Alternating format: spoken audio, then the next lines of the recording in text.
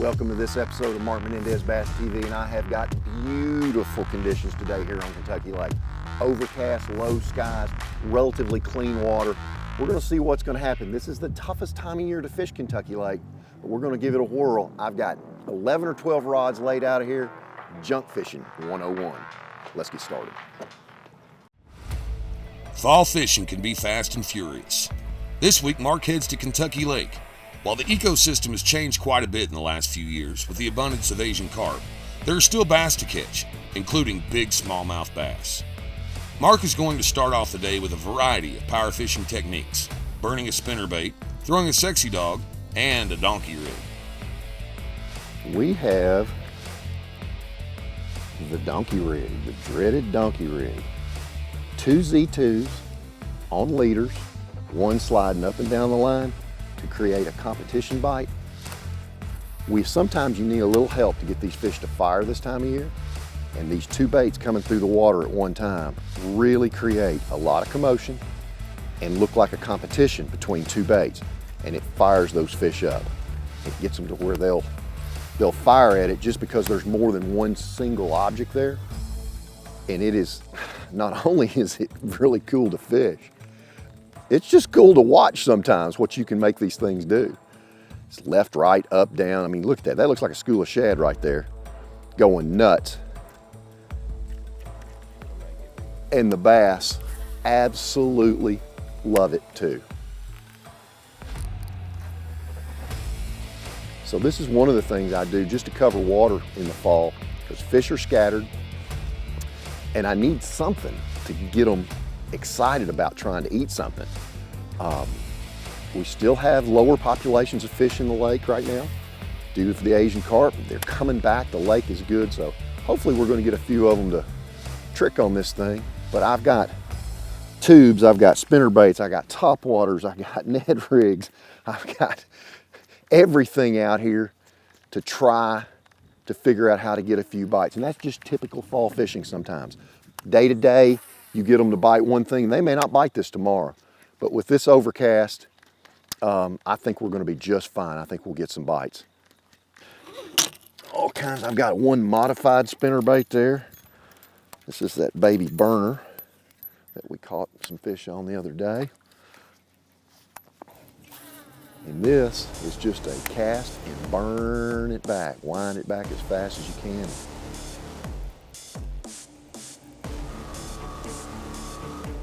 Just move it as fast as you can, and doggone it, they get a look at it, and here they come.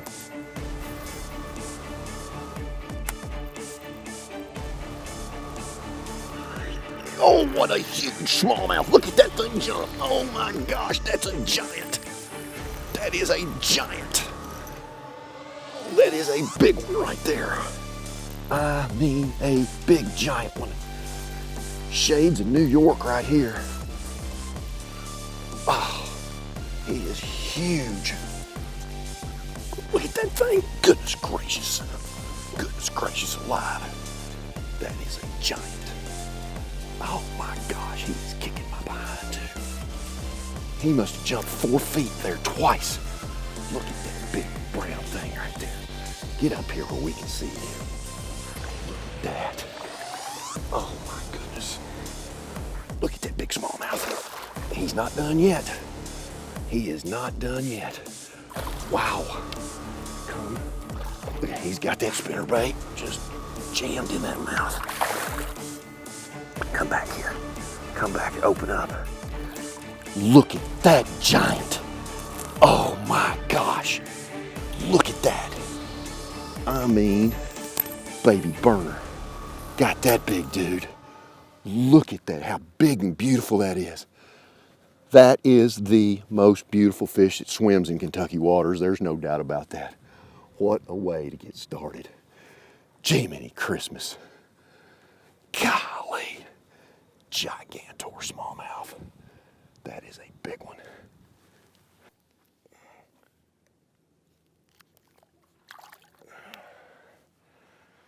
Almost instantly, Mark hooked up with a trophy-sized Kentucky Lake smallmouth by burning a spinnerbait at Mach Speed. Mark started off targeting a pea gravel flat adjacent to a secondary channel where bass can move in quickly to feed. He is going to move around in the same area and see if he can get another bite. I love this little spinnerbait.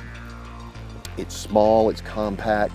I can throw it a long way and I can wind it like a wild man because of the razor blades on it, the thinner little willow leaf. See how the diameter's thin? That's a number 4, that's a number 3.5. But the blade itself is thinner and the diameter, so I can throw it with speed.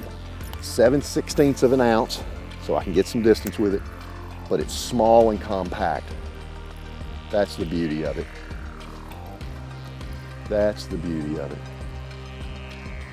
May not get another bite on a spinnerbait today, but that one was worth the price of admission.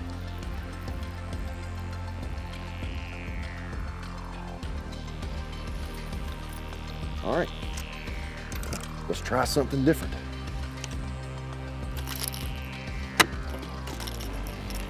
This fishing this time of year, you just have to be an opportunist. You just have to be consistently changing your bait, your color, your retrieve, everything. Because fish are so scattered, you have to be constantly vigilant. If you see one bust, you better throw on him. It might be a fish you wouldn't have caught. Forward-facing sonar is a big deal, looking forward on everything. Just any advantage I can get, I'll bounce between the two. Making sure my drag is loose with this. I've got 50-pound braid on here on this top water so I can make long casts. This is a Sexy Dog hard knock I'm throwing right here. It's a great fall bait.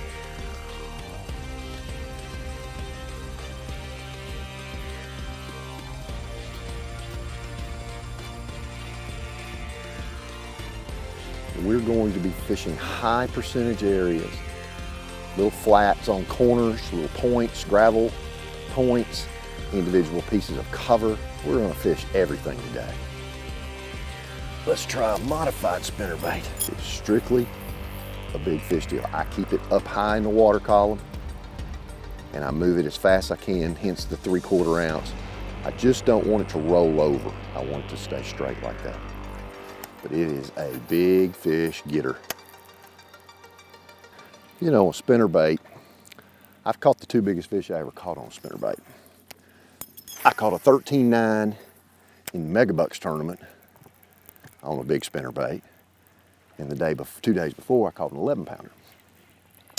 But in the fall, spinnerbait looks so much like a bait fish. And I can put this spinnerbait in so many places. I'm throwing it along a riprap wall. Any piece of cover, I can throw it around a boat dock. It's so versatile. I can fish it anywhere, but it looks like a bait fish. You've got the flash, you've got the vibration, you've got the color of the spinnerbait skirt. All of those add up and match the hatch, so to speak. But in the fall, fish are so scattered. And I've got to have something that will produce in areas that don't have cover, as well as objects that I'm throwing to. So that's why spinnerbait ends up being a top choice for me in different models. You know, that big smallmouth I caught burning it. This is a big bait that I'm looking for a big largemouth on. Maybe a big smallmouth, but a big largemouth is what I'm looking for. But spinnerbaits fit the bill in the fall just about every day of the year.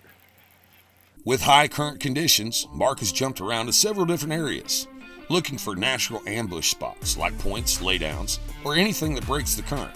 So far it's been a grind, but there are a few fish still biting.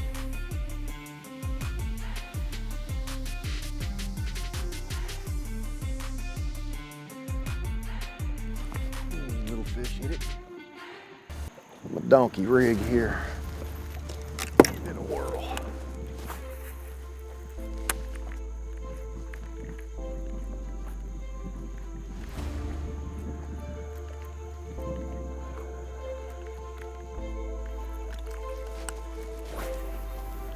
Get ready, Kevin. We got a little spot right up here that you generally get a bite on. See it where it's sticking out of the water down there? That's generally a bite. That'll be a big one, but it'll be a bite.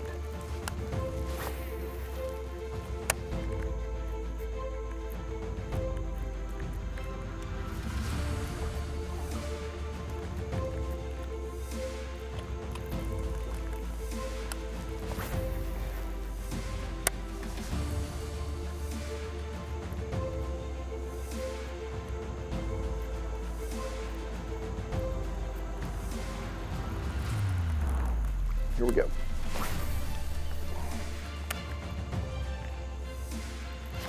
God dang, he didn't hit it. Another one bit. Okay, looky here, kids. I had two. That's the cool thing about the donkey rig. Let me get it back in there. There's some more fish in there. Golly, I had two on there.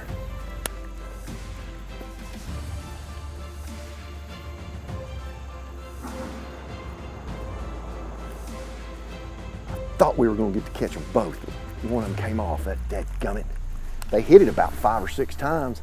That's the cool thing about this donkey rig, is you'll get them 2 at a time sometimes like that. That's that competition bite I was talking about earlier. Now, there was more than one fish there. We will make a little pass down here a little further, and then we will come back. See if they'll set back up. There was more than one fish right there. You know, this donkey rig's a lot of fun to fish, but there's a few little things about it I want to explain. I'm using a Strike King Z2, and it's made of a different plastic. It's made of Elastec, that spongy type plastic, that real stretchy type plastic that makes the bait real durable. It also is more buoyant than regular plastisol, like the caffeine shad or any of your other style baits, your soft plastic jerk baits like this. And when I twitch this bait with the Z2, it twitch, and then it hesitates, and then it falls. Where a plastisol bait will twitch, and it's already going down. That little hesitation gives that fish a chance to eyeball it and make up his mind whether he's going to eat it. And it seems to get me more bites. Plus, when I get around a lot of schooling fish, these baits are a hell of a lot more durable than your regular plastisol baits. So I don't spend as much money, and they last longer.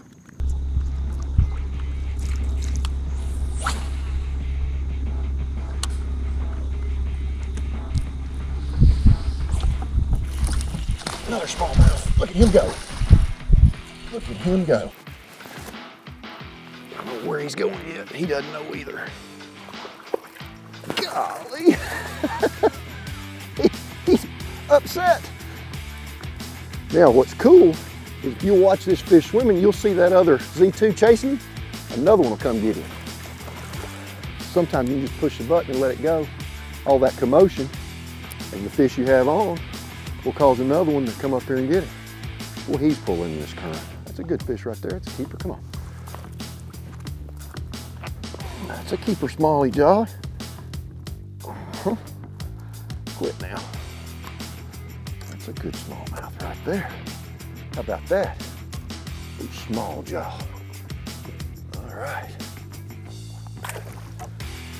It's just a mix of this, that, and the next. That's the crazy, crazy thing about fishing this time of year, is that it is a little hodgepodge of everything.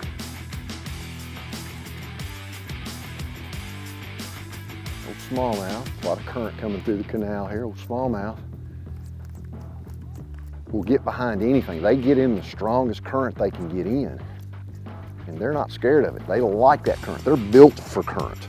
If you notice, old smallmouth is slender and he's more bullet-shaped than a largemouth. Largemouth does not like to be in that, but a smallmouth, it's game on. That's good to see. One here, one there. That is fall fishing. A lot of times you might get one or twosies when they get schooled up a little bit better than what they are right now. We're still relatively hot water. Water's still in the upper 70s. As this water cools, they'll start running in packs a little better. But that is That is the deal right there. One here, one there. Little opportunistic places, little ambush points. Mark has employed a run and gun approach to this day. With the sun starting to peak, the bite window is starting to fade. That's what fall fishing is all about, fishing fast and covering water. With only a few bites, Mark is trying to capitalize on the day. Other than the one big smallmouth, he's just had a few keeper bites. Is it time to change tactics? Just another gravel spot that sticks out, flattens out, and then I've got 20 feet of water out here on the outside of it. Looking for those little easy places for them to get up there. I'm not going to spend much time. I am going to throw a different bait. It's getting up in the day a little bit. It's getting a little bit lighter, not much, but it's getting up in the day, and I'm going to see if they backed off a little bit. I'm going to take a Ned Ocho and make a half a dozen casts we did out on the end of it. We have good current today. We've got 41,000 going through both Kentucky and Barkley dams, so there is some current out here in the main lake. And these gravel points create an ambush point with that current for these fish to get behind. So I'm going to pick up a Ned here in just a second. Make me a couple casts just to keep them honest, make sure they're not out there a little deeper.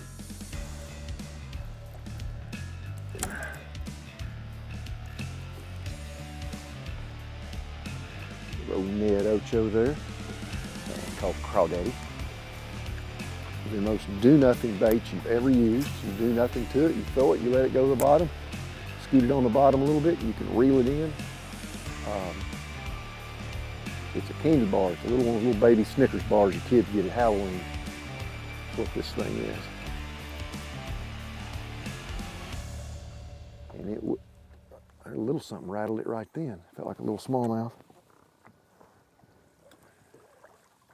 They will eat this thing.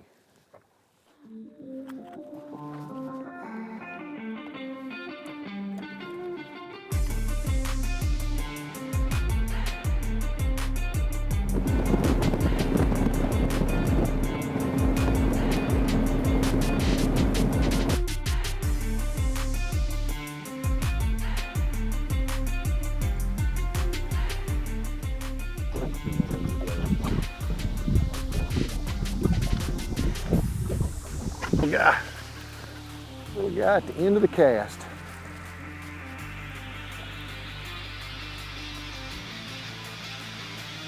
A little flavors, a little largemouth flavored on that one. It was at the very end of the cast. That's why that braid's so handy. That fish hit it, and all I did was kind of reel and got him. That's why you throw braid on your walking bait this time of year, just so you don't have to set the hook. That hit the water, I moved it one time, it boiled, and I just twitched my rod and got him. That could have just as easily been a great big one as a little guy. It's so good to see all these small fish in our lake. They're gonna grow up sooner or later. Well, it started off like gangbusters. And we had that low overcast and fog this morning, which always helps in September. And then we end up with a Chamber of Commerce day with it high and blue. Tough fishing conditions. But we managed to catch some keepers. We caught some small fish. And we just kind of hit that lull that you hit during the day in September. It's just what happens. We junk fished, we were scattered, covered, and smothered, if you want to call it. We fished spinnerbait, we fished soft jerkbait, square bill, top water, and even pitched a tube around a little bit, trying to get a bite here and a bite there.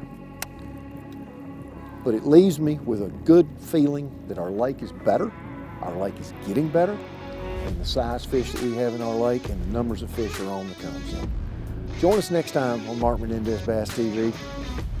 We'll try to catch a few more for you guys, and if not, show you how to catch them on your favorite baits and how the best techniques work for our area. See you next time. Mark Menendez Bass TV is brought to you by Skeeter Boats, Seaguar, Lose, feel the difference, Strike King Lure Company, Motorguide, never stop. Closed captioning provided by Die Safe.